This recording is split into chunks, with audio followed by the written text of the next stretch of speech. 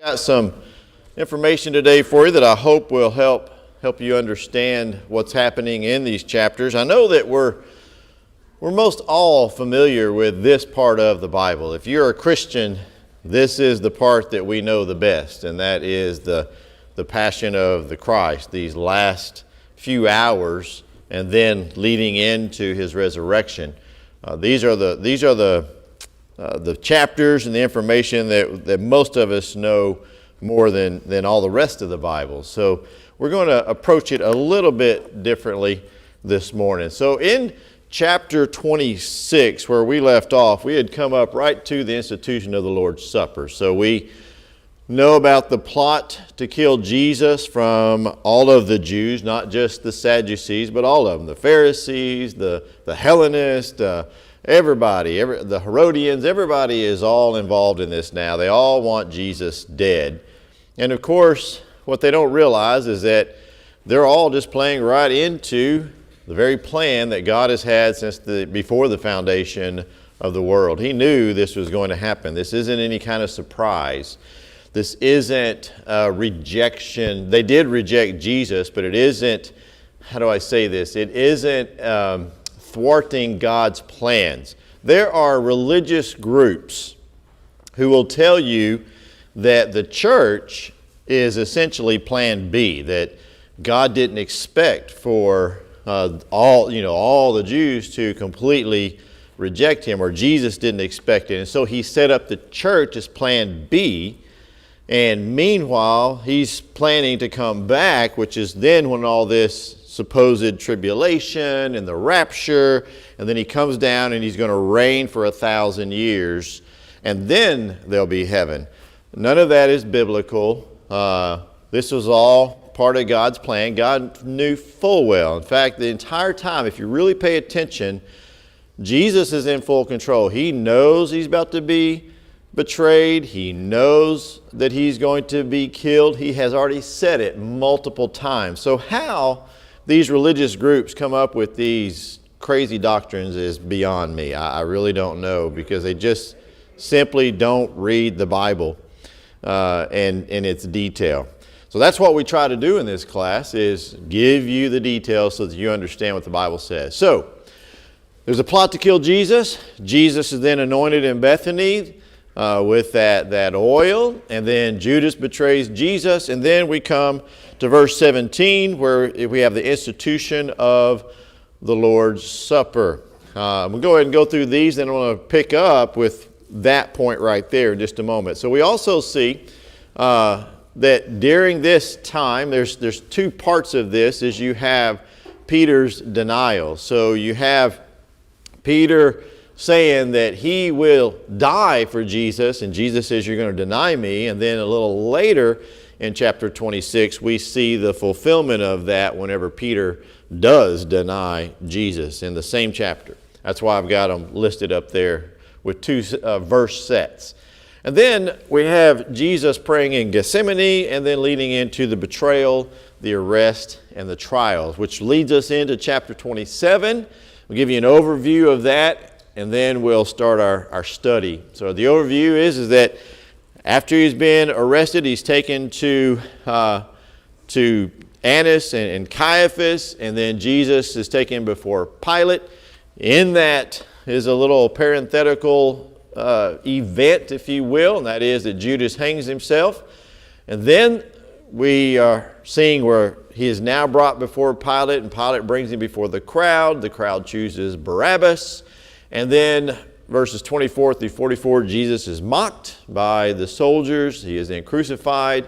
We see the death of Jesus, 45 through 56, and then he is buried in a tomb. That's where I hope to get to today in this study. So, beginning in this chapter 26, the institution of the Lord's Supper, hopefully you can see this. This is a map of what Jerusalem would have looked like during the time of Jesus. And I want you to notice that as we look here in chapter 26, verse 17, let's begin there. Now on the first day of the Feast of Unleavened Bread, the disciples came to Jesus. Where, that's the key word, where do you want us to prepare for you to eat the Passover?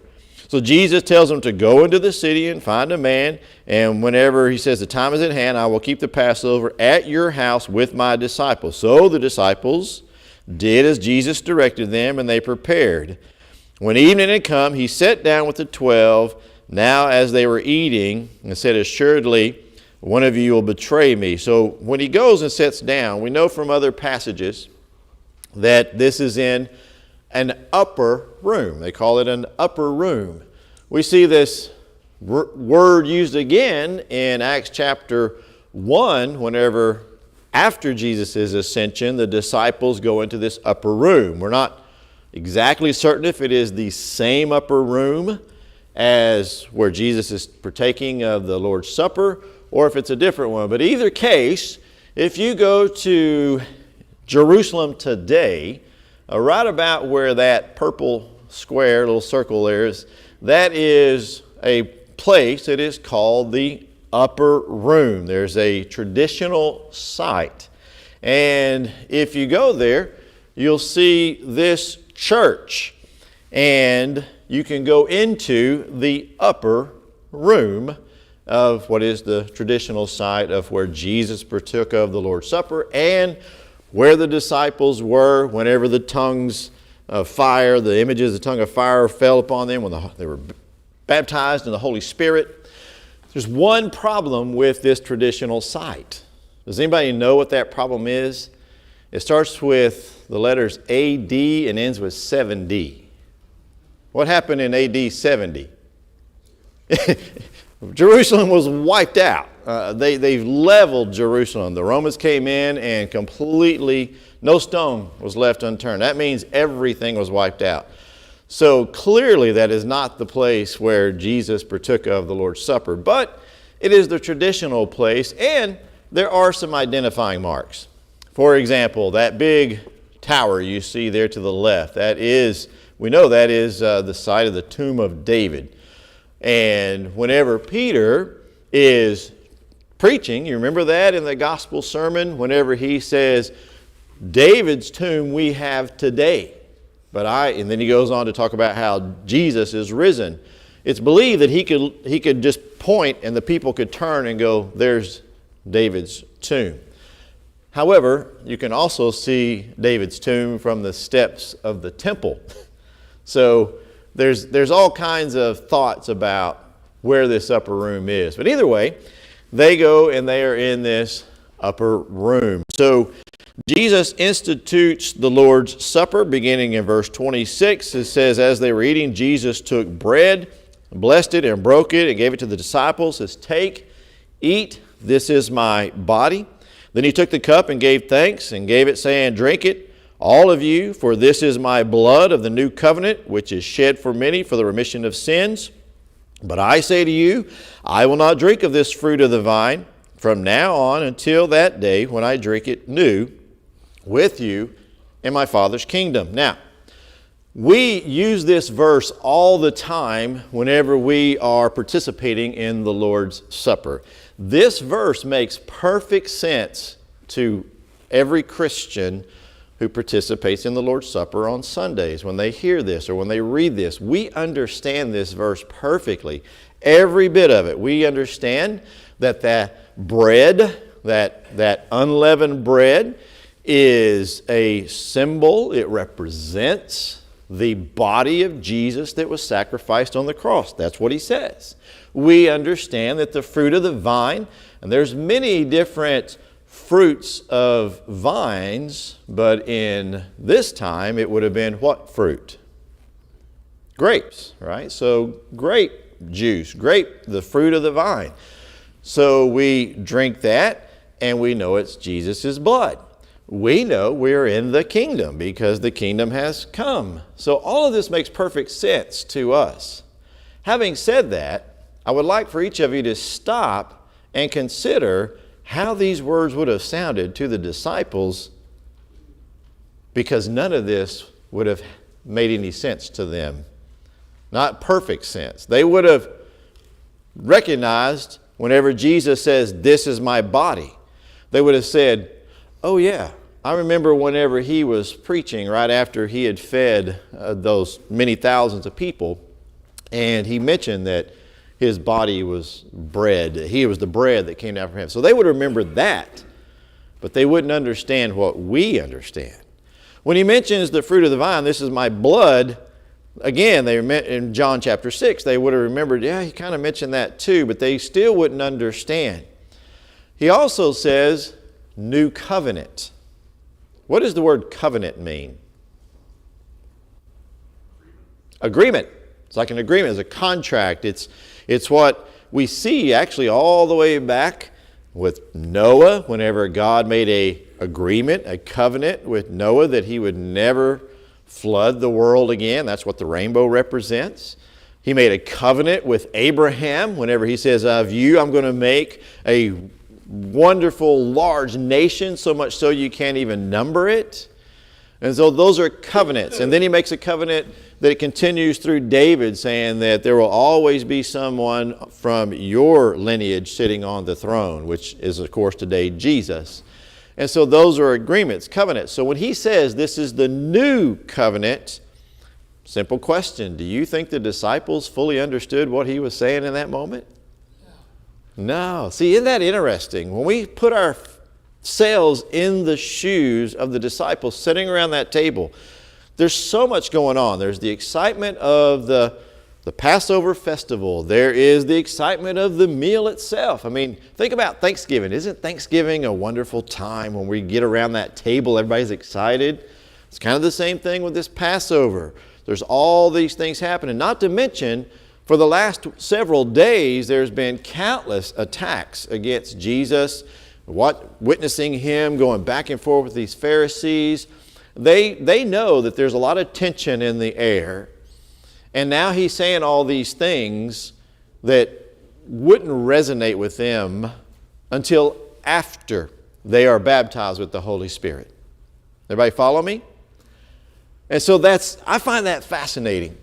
That Jesus says all these things that we understand because hindsight is 20/20. Or did I use that right? Okay. Hindsight, we have that hindsight, but they didn't.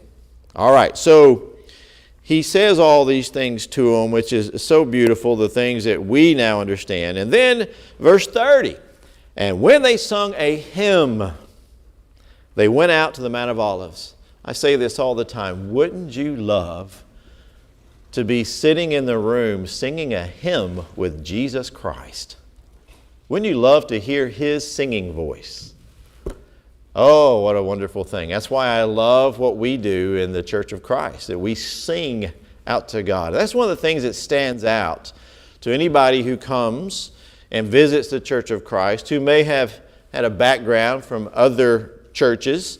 When they come in, it's like, oh, there's no band, there's no instruments, there's nothing on stage. And then when we start singing, I wish, if you know somebody who is visiting for the first time from a denomination, from another church that usually has instruments, I want you to watch their face. When we start singing, their eyes get about this big. Like, whoa! It's a beautiful sound, isn't it? And here's what I always say is, why would God... Well, let me back up. Paul says in Acts chapter 17 that God does not live in temples. Nor is he, if I can paraphrase, is he honored by things made by man's hands, like a temple. Well, think about that. What honors God more? An instrument that we make, that man makes with his own hands, or the instrument that God made, the vocal cords? That's the way I like to look at it. All right, so they sung a hymn, and they went out to the Mount of Olives. This verse right here is one of the reasons why I often say, and you're welcome to your opinion. I'm not saying it's right or wrong. It's just different, just like mine is different. This is why I say it's not the upper room discourse that we see in John chapter 13 through 17, or actually to 18, because that whole section, all the prayer when Jesus says, I am the way, the truth, and the life, and all the different things that happen, a lot of people say that's the upper room discourse. That's when Jesus did all this teaching. I say, no, they've already left the room and they're crossing the Kidron Valley and going to Gethsemane, because at the end of that talking, that teaching, that prayer, it says they crossed over the brook Kidron. And here it shows them having gone out. And then you have Peter's confession, if you will, that he'll die for Jesus, and Jesus saying that, no, you'll deny me 3 times. If you read John's version, it looks like this is still in the upper room. And so it's just how I have studied the Bible, something that I come across and think that, and not just me, by the way, there's others that feel the same way. Does it matter? No, it's just theological musing, if you will. So then, after Peter then says he will die for him, Jesus says that, no, you will deny me. They leave and they go to the Garden of Gethsemane. Now, again, looking at this map of Jerusalem, there were walls that go even to this day, there are walls that go around the main part of the city. And so there's only so many gates that you can go in and out of in that city. And so we don't know exactly which gate he went out of, but a lot of research and archaeology shows the Fountain Gate. So you've seen me teach before about how there is what we call the Spur of Ophel right here, which is the old city of David. And so that's the original city of Jebus, where David took it and turned it into Jerusalem. And then he bought the threshing floor, which would be this hill back up behind the city of David, where Solomon built the temple. And then over the years, over 1,000+ years, they wind up with all these walls. So these walls right here are the main walls of the city. These walls weren't really here yet. These wound up becoming built after Jesus' death. But it was already being developed. People were already building houses and stuff out here. So these are the main walls. And right down here is the Pool of Siloam, where Jesus did miracles. And it's right there that there's a gate. Several of us have been there. And it's right at the end. You can see where it'd be easy to come out of that gate, just walk down this path and then cross over the little brook Kidron and then go right up into the Garden of Gethsemane. It's not a far walk. It's not that as far as you would think. So that's where, if they were in this upper room, they would have traversed through these streets, gone out this gate, crossed over the brook Kidron that runs right here, which, by the way, during the Passover would be running with blood. A lot of the blood and the washings and everything would go out and drain down that hill, and that whole Kidron Valley would have been full of bloody water. Ever thought about that? Jesus crossing over a stream full of bloody water. So he goes and he prays. And this part, again, I think most of us are familiar with. Jesus, how many times did Jesus pray to God in the Garden of Gethsemane? 3 times, exactly, 3 times. And you'll notice a progression. The first time that he prays, he says, Father, if there is it by any means, this cup can pass from me. So he knows what he is supposed to do. He knows what God's plan is. But he's asking if there's any other way. Now, some surmise that he doesn't want to submit to the pain, or is not looking forward to the pain. I don't think anybody does.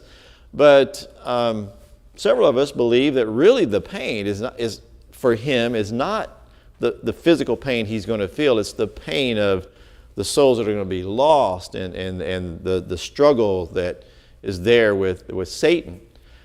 Second time he goes and prays, he kind of says, okay, if there isn't a way, then is there a possibility of something? So he kind of, each time you'll see him more submission to God. And in all 3 times he says, not my will, but yours. So his whole approach in the prayer is, I'm going to do your will, God. I'm just asking is there another way? And if there's not another way, then okay, then so be it. But perhaps, well, just be with me. It's kind of the progression. I love that prayer because it kind of sounds the way we are, right? Sometimes we get into a predicament and we say, God, if there's just any other way. And then we realize, no, there's not another way. We got to do this. Well, then, Lord, be with me. Now, there's something interesting that happens during this prayer. What is it? It says his sweat drops became like blood. This is an interesting phenomenon that many doctors have explained. Joe, do you have any information on this? Or you will share with us, please? Hemihydrosis, where the blood vessels are very microscopic at the skin level, and they're very close to the sweat glands. And so if you've ever been real nervous about anything, your hands can get very cold. Yeah. And it's because your blood constricts and it goes to the central part of your body to preserve the blood flow to your vital organs, your heart, your kidneys, your brain, etc. But then when you have a release of that anxiety, you become flush. And so the blood rushes back to your periphery. And so when we see in other accounts of the Gospels, when he prayed and was relieved and the angel came to him, it's my theory that the blood, his anxiety went away. His blood that was restricted from his periphery went back into his periphery. And the blood vessels that are very close to the sweat glands then burst and combined with each other. And basically he sweat blood because blood leaked into his sweat. Wow. That's fascinating. I just find that fascinating. And so, again, can you imagine being there and seeing that? His disciples who fell asleep, right? Can you imagine how that must have looked to them when they see Jesus and he would have been covered in that kind of blood from that sweat. So amazing. All right, so Jesus goes and he prays, and then he says, go ahead and arise. Are you still sleeping and resting, he says in verse 45. Behold, the hour is at hand, and the Son of Man is being betrayed into the hands of sinners. Rise and let us be going. See, my betrayer is at hand. Did Jesus know what was going on? Did he have full control of what was happening? Absolutely. So then he's arrested, and while he was speaking, Judas comes, and with a great multitude with swords and clubs, he said that he would give him a sign, whomever I kiss, he is the one. Seize him. And so immediately he went up to Jesus and said, greetings, Rabbi, and kissed him. It's the middle of the night. And he kisses him. And Jesus says, friend, why have you come? And they came and laid hands on Jesus. Now, if you look at the other accounts, there's like Mark and Luke and John, you'll see more added to this where they explain some other things. Like, for example, Jesus says, you betray me with a kiss. And then you also see that whenever they say, he says, whom are you seeking? And they said, Jesus. He says, I am he. And it says, in John, it says, they all fell down. And so there's all kinds of things that are happening here, including whenever Peter pulls a sword. And he cuts off the ear of one of the temple servants.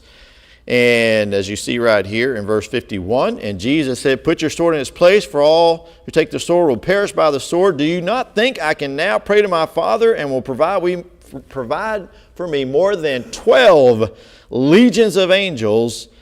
How then the scriptures be fulfilled, it must happen as thus.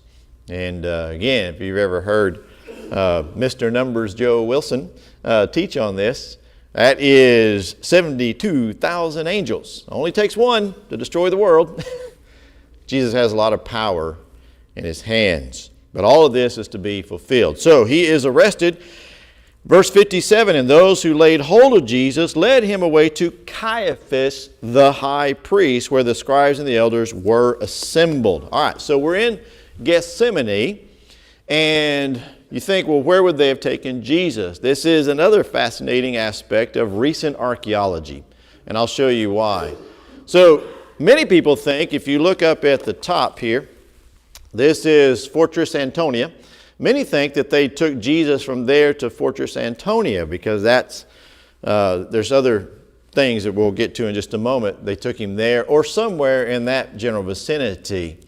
But as you see here on the screen where that red circle is, there is wouldn't you know it, Another church. Right on top of the ruins that have been identified as the house of Caiaphas. Now, what's interesting is you can see there in front the ruins down in this area, but the ruins go all the way back up under here. And what's fascinating about that place and why they've identified it as Caiaphas's house is some of the artifacts that they've found there, which would show that it belongs to him, but also in the bottom are these dungeons, several dungeons. And what's interesting is in one of the dungeons there's these holes that are dug into the rock about right here and another one about right here, which is just the right length to tie somebody up. There's a bigger dungeon down below the entire group. There's about 50 of us got into that dungeon and we sang hymns. Whoa, man, gives me chills thinking about it right now, just thinking that maybe this is where Jesus was held as we're singing these songs. And then there's other evidence there that shows, again, the house of Caiaphas. Now, what's interesting is they bring him to Caiaphas, but if you go over to John's account, you'll see that they actually took him to Annas first. And the reason being is because Annas is the true high priest. Correct me if I'm wrong on any of this, any of you Bible scholars out there. But Annas is the true high priest. Caiaphas was put in place by the Romans. So Annas was not pleasing to the Romans. The Romans put Caiaphas in his place, but all the Jews know that Annas is the rightful high priest. So they take Jesus to Annas first, and then now here to Caiaphas, and it could be that Annas and Caiaphas were right there in the same home, in the same area, because Annas and Caiaphas were related, okay, through marriage. We also, we also see that Peter followed him, verse 58, at a distance to the high priest's courtyard, and he went in and sat with the servants to see the end. Now, according to Matthew's account, you think that, Peter just came along and he went up to this high priest's house and he just walked right into the high priest's house, courtyard. If you look in John's account, John 18, verse 15 through 16, what you'll see is that it was John who had a connection with the high priest. There was he knew somebody was related or something with that family, and John's the one who had gained access or entrance, and he basically turned to the young lady who was guarding the door and said, "He's with me." And it was the young lady, the first one, who says, "Wait a minute, aren't you the one that follows Jesus?" And what did Peter do? "I don't know what you're talking about." And then you see him go in and he is standing around the fire, and some other people say, "Hey, you're one of those disciples." And he says, "No, I'm not one." And then they said, "Oh, but your speech gives it away." And he starts cursing and says, "I don't know the man." And what happened in that moment? A rooster crowed. And it says, Peter remembered the words of Jesus and went out and wept. Now, if you watch Mel Gibson's version of this and some others that you've seen, you'll see that Peter, right as that rooster crowed, Jesus turns and looks right at Peter, and Peter looks right at Jesus. They lock eyes. It is possible that that could happen. They are in the same place, but probably not, because a lot of this was happening in the inner chambers and things like that if Peter was out in the courtyard. But however it happened, do you think Jesus was aware of what was going on? Absolutely. If he knew his betrayer was at hand, he knew when Peter denied him. So Peter denies him and he goes out sad. Now, as we continue here, in verse 59, the chief priests, the elders, and all the council sought false testimony against Jesus to put him to death, but found none. Even though many false witnesses came forward, and they found none, but at last two, and I like how Matthew clarifies, they found witnesses, but he gives a qualifier. What kind of witnesses? False witness. He identifies. 2 false witnesses came forward and said, this fellow said, I am able to destroy the temple of God and build it in 3 days. Number 1, did Jesus say that? All right. He said the temple will be destroyed. Right? Not one stone will remain upon it. Now, what's interesting is in their own writings, in the Mishnah, the death penalty can only be given during daylight hours. This is in the middle of the night, and it is speculated that this is not all of the Sanhedrin. Surely Nicodemus and Gamaliel and some others, they would have objected completely. Whether they were all there or not, we don't know, but we'll see that they will assemble again in another one of these mock trials. But at the end, what you'll see is verse 64, Jesus says, it is as you said. They asked him, tell us if you are the Christ. It is as you said, nevertheless I say to you, hereafter you will see the Son of Man sitting at the right hand of the power and coming on the clouds of heaven. Jesus is the Messiah, but he doesn't answer and say, yes, I am the Messiah, because it's not the Messiah they had in mind. They had a military leader in mind. Jesus instead shows the deity side, that he will be sitting at the right hand of the power. And so that was enough for them. They tore their clothes. He has spoken blasphemy. And by the way, the law says that blasphemy is the death penalty. And they cry out, he is deserving of death. Now, just the fact that they immediately go to that shows that the folly of this court. They already had the verdict. They already had the sentencing figured out before Jesus was ever even brought into this court. They knew exactly what it is that they wanted to do. And so they spat in his face, they beat him, and others struck him with the palms of their hands, saying, prophesy to us, Christ, who is the one who struck you? Just absolutely terrible, terrible behavior for men who are supposed to be the leaders of God worship in this holy city. Now, Peter sat outside the courtyard. Here's where we have the denial. We talked about that, so let's go ahead and go to chapter 27. So in chapter 27, when the morning came, all the chief priests and elders of the people plotted against Jesus to put him to death. And when they had bound him, they led him away and delivered him to Pontius Pilate, the governor. So now is when we believe all of the council came together, everyone who was involved in the Sanhedrin, and they lead Jesus. Now they have what it is they want. So back here now in Caiaphas' house, they take Jesus to Pilate. Now, according to archaeology, once again, over in this part of Jerusalem, even today, you can see the ruins of what would be Herod's palace. Now, this is fascinating because do y'all recognize that tower right there? You saw that tower just a few minutes ago in another picture. That is the tomb of David. So that means the upper room is just right over here somewhere. But these are some ruins that you can still go to, and there's still a fortress that is the same as it was during the time of Herod. And it is believed, and I'll give you some evidence about this in just a moment, that this is where Pontius Pilate would have come, that this is a massive, massive facility, that you have this fortress that Herod built, which is now also being, hopefully that'll come back in a minute, that is also being used by Agrippa now. And then another section of it is a palace section that would be for the Roman governor.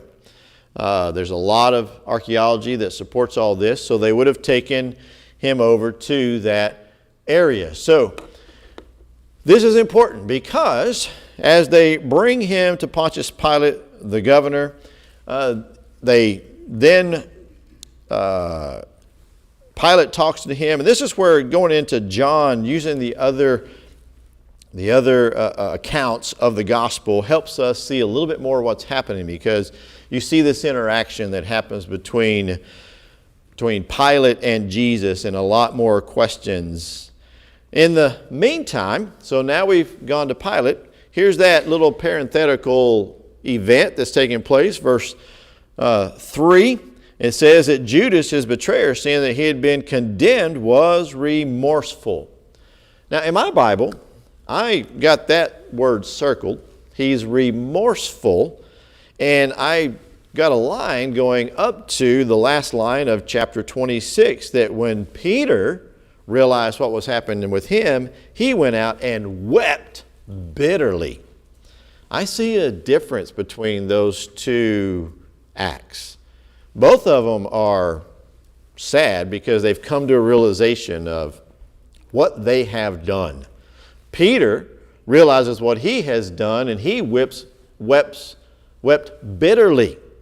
And of course we know that Peter repented and that he was restored and went on to become a gospel preacher. But this says that Judas was remorseful. He's sad, but there's a different kind of sadness. Isn't that what Paul says, that there's two kinds of sadness? There's one that leads to what? One that leads to death and another that leads to... Exactly. There's two kinds of being sorry. And so, in this case, he goes and he throws the money back at the chief priests. I have sinned by betraying innocent blood. And they say, what is that to us? You see to it. So he threw down the pieces and he went and he hanged himself. And so it shows what kind of remorse that he had. But the chief priest took the silver pieces and said, it is not lawful to put them in the treasury because they are the price of blood. Man, what hypocrites. What hypocrites. And it's believed that right down here is this potter's field. This is where the Hinnom Valley meets the Kidron Valley. And right around there in this area is what is today the potter's field, which would be where he hanged himself. Now, verse 11, Jesus stood before the governor, and the governor said, are you the king of the Jews? And he says, it is as you say. And as I mentioned, John 18, you get a lot more information about this conversation that they have. But then what happens, it says that he then sends him over to Agrippa. This is where archaeology comes in. Tradition says that, okay, if they sent Jesus, this is Caiaphas' house, wherever it was, here or there, tradition says that he was sent to Agrippa or even Pilate over here at Fortress Antonia. That's where the soldiers would have been. That's where Pilate would have been. That's where all this took place. And if this is Herod's castle, then they would have first sent him over here. Then Pilate would have sent him to Agrippa, then or Herod, and then Herod back to Pilate. And this right here, by the way, is what is known as the Via Dolorosa. You go there today, and there are those who profess Christians to be Christians that will carry crosses on this road that leads out here to, which is Golgotha, which nowadays is the tomb of the Holy Sepulchre, which is right here, and this is the Via Dolorosa. Archaeology doesn't support that.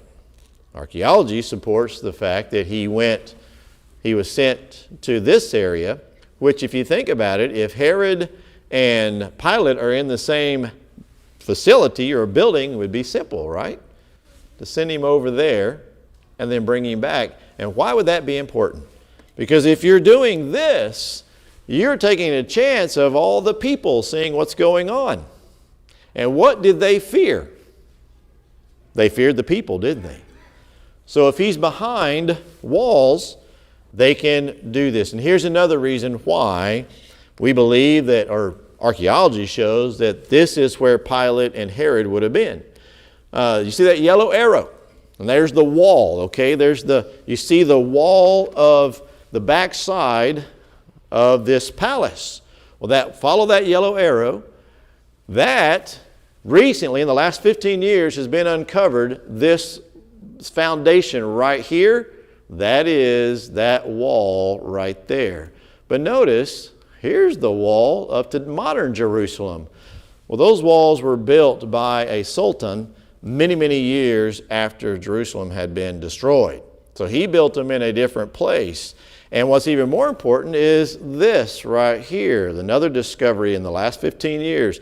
This white arrow is pointing to this rock right here. Well, when you get into, it says they brought Jesus before Pilate and he judged him at what's called the pavement, according to John's account. Well, the pavement is a place where, is an elevated place where there would have been a seat or throne of the governor, which would have brought all of the accused before him, and then they would have convicted them. And it is from that point then is a direct shot straight out the gate right to Golgotha. It would have been all controlled. There would have been no way the people could have revolted or caused any problems. And it all makes a lot more sense than the tradition, which shows him having to traverse through a lot more people and a lot more going back and forth and everything else. And so find that fascinating. Any questions, thoughts, comments up to this point? All right, so it is in this place right here, which has also been discovered the Praetorium, which is in that fort that Herod had built, which is different than Fort Antonia, which is overlooking the palace here, which also had soldiers, but they were primarily to look over the entire city. The Praetorium is the guard for the governor. And so they take Jesus to the Praetorium. The soldiers, verse 27, took him to the Praetorium and gathered the whole garrison around him. They stripped him, put a scarlet robe on him, twisted a crown of thorns, put it on his head and a reed in his right hand. They bowed the knee before him and mocked him. Horrible, horrible behavior by these soldiers, by everybody involved. But this is mob mentality. And so, you've seen what mob mentality will do. And just the hatred and the evil things are happening. But once again, they're all playing a part in God's plan. Verse 32, now as they came out, they found a man of Cyrene. Verse 30. They spat on him, took the reed and struck him on the head. And when they had mocked him, they took the robe off him, put his own clothes on him, and led him away to be crucified. Now as they came out, they found a man of Cyrene, Simon by name. Him they compelled to bear his cross. And when they had come to the place called Golgotha, that is to say, place of the skull, they gave him sour wine mingled with gall to drink. And when he had tasted it, he would not drink. Then they crucified him. But back up, and I want you to notice this beam that these guys are carrying across their backs. That is also, archaeology has shown us, is probably more likely what Jesus had to carry. We see pictures in Hollywood and paintings of an entire cross and him carrying this cross. It's a possibility, but what's more likely, it was the cross beam that they were carrying, and then they just lift them up onto the cross that's already planted and then execute him that way. This was a common means of execution, and so they had it down to a science. But after having been beaten, we didn't get into the flogging and everything else that they beat Jesus with. The man has no strength left and is losing blood profusely. And so we have this man, Simon of Cyrene, that they compel to carry his cross, that beam. And they take him out to what is now this area, which would be Golgotha, which is now completely covered over with the tomb of the Holy Sepulchre. You've seen my lessons on, many of you have seen my lessons on that there's a lot of evidence showing that is the place. However, there is what's called the Garden Tomb, and I'll show you why that's a fascinating place. One thing that people don't realize is, as I mentioned earlier, this part of the city is not developed yet. And in fact, this part of the city is full of quarries. I want you to notice when we get down to, go jump with me all the way down to verse 59. Now verse 60. Verse 59, when Joseph had taken the body, he wrapped it in a clean linen cloth and laid it in a new tomb which he had hewn out of rock, and he rolled a large stone against it.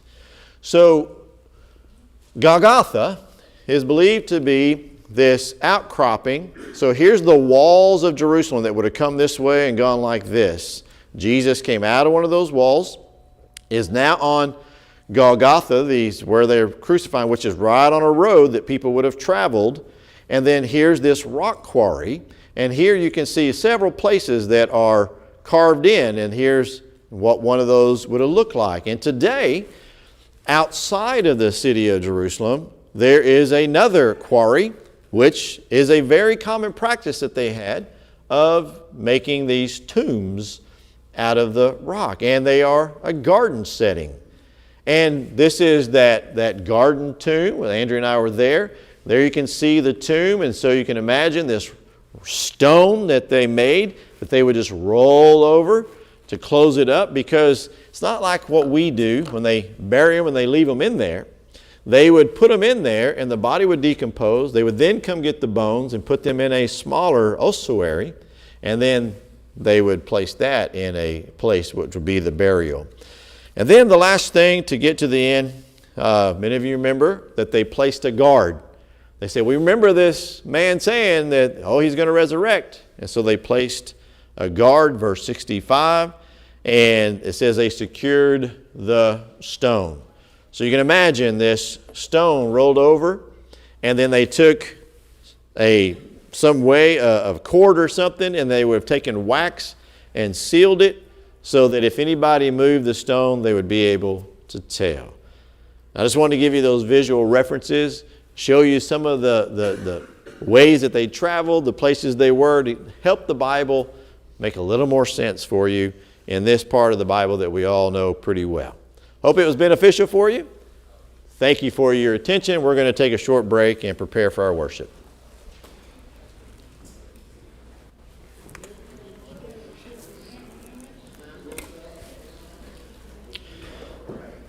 Stephen?